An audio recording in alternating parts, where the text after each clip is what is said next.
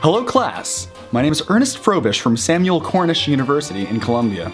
Today we will be learning how to do things. What kind of things, you may ask? Well, class, many things. Not just one kind of thing, at least two. I have my good friend Shing Flasso here, a Latvian exchange student from Latvia. We will be teaching students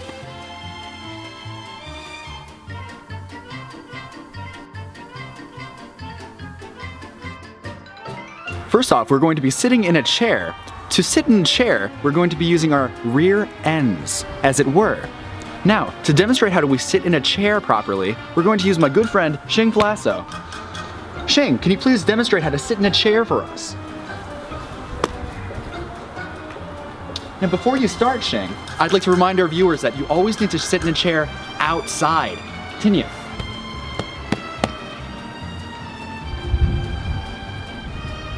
Goodbye. Shing, excuse me, before you go any further, can you stop for a moment, please? Shing, this is a common problem that most people do not properly understand. Now, Shing, the first thing you'd want to do is you'd want to keep the chair in one place on the ground, so it's situated firmly.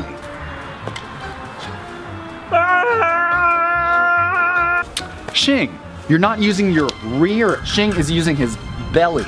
The belly is not the rear end, it's on the opposite side of the body. The rear is this part of your body. Now, use that and place it on the seat, the cushioned part of the chair.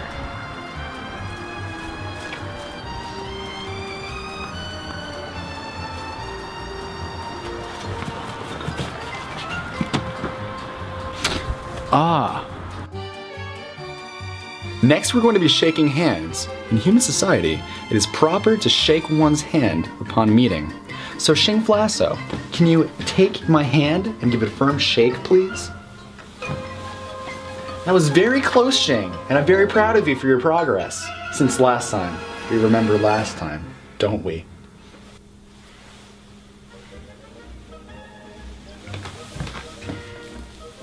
Hey, Mambo! Ladies and gentlemen, what Shing Flasso's problem is, he does not know what a hand is.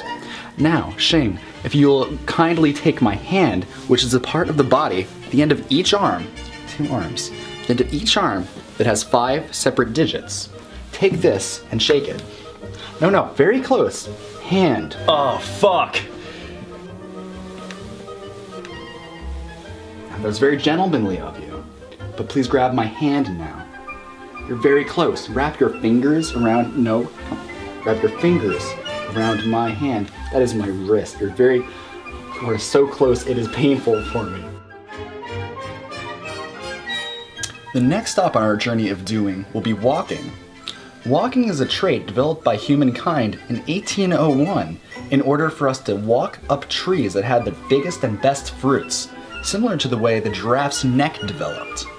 Shing Flasso, will you please do us a service and demonstrate how to walk, if you can, sir?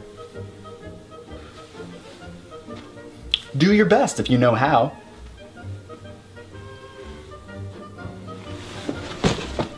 See, that's wrong, actually. You're going to want to use your stand up, please, if you may. Be careful of your hat. Okay. You're going to use your feet. Do you know what a foot is? Not really. Closer. It's this part of your body right here. This is the foot, covered by a shoe and a sock in this circumstance. The way you're going to walk is you're going to move one of your legs and plant your foot firmly on the ground. Although preferably not on my foot. If you move it on a different location on the ground, plant it firmly, stably. Very close, but you move your foot in a different location. Different location.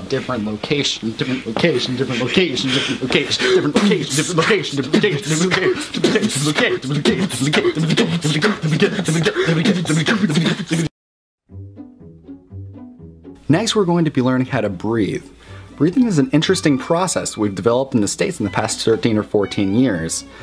In which we inhale the air around us, more specifically, the energy globules that reside in the air, which flow through our bodies and most importantly, in our hands and fingernails, allowing us to walk.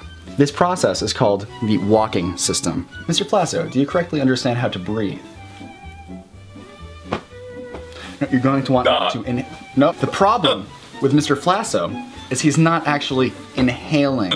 No, inhale, inhale, inhale. Suck air, suck in air. Suck, grab the air, grab it, put it in your mouth. Visualize you're putting air in your mouth. Suck it into your hands, breathe. We're now going to be opening a newspaper and reading it. Reading is very important for all citizens of America as well as worldwide. Now, the reason we would read, Shing, is when we use our eyes to absorb the information on the paper. Our eyes take the words off of the paper and we digest and synthesize it into our bodies, where it goes into our muscles. It makes us big and strong, like Popeye, the Sailor Man. Can you please pick up the newspaper, Shing? You're picking it up too high. At eye level, still too high. Maybe tilt it so you can see. Very good. It's all becoming very clear, isn't it? Now, before you actually open the newspaper, try to read what it says. All right. Don't do that, though. This is bad. Take this out of your mouth. This is not food. Can you try to pronounce this word right here? It's a tough one, I know. I'll say it with you.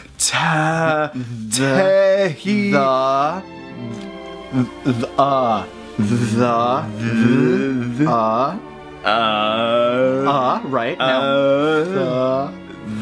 You have to use these first two letters.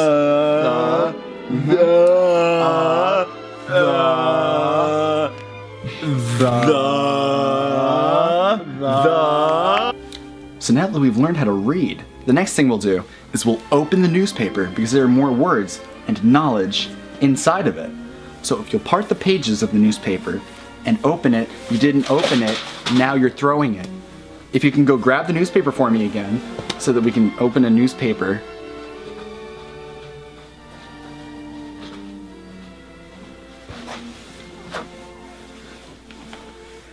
Okay, so now we're going to part the pages with your two hands. Your two hands open, not close. Open it. You know you threw it again though. Please grab it for me again. I don't want you to throw it this time. I want you to open the pages of the newspaper with your forefinger and thumb. Very good, yes. Open it, open. So what you're gonna do is you're going to part the pages with your two hands, your forefingers and thumbs on either side of each page, not the entire newspaper. Each page. Very good. You're making serious progress. Now turn it. It's not really on either. Let me help you. Take this hand and turn. You're doing a great job. Great. Ladies and gentlemen, this is a door. The concept of a door was adopted from an ancient Aboriginal society in which they thought that if you would open a door and pass through, you would be able to experience another dimension or an alternate reality. In this modern age, we now use doors to follow suit in order to carry our laundry down into the basement. Shing Flasso. Shing Flasso, for a minute please, if I can have your assistance. Just a moment.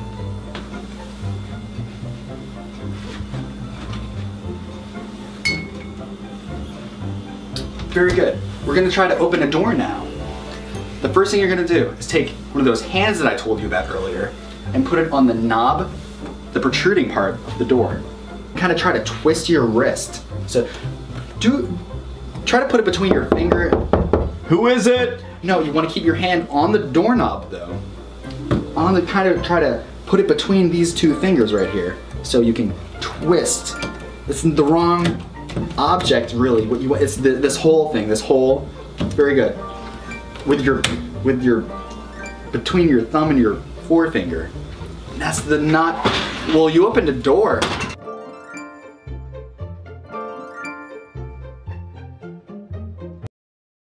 Thanks for watching Touch Point Society. Like, comment, and subscribe to see more. Very cool.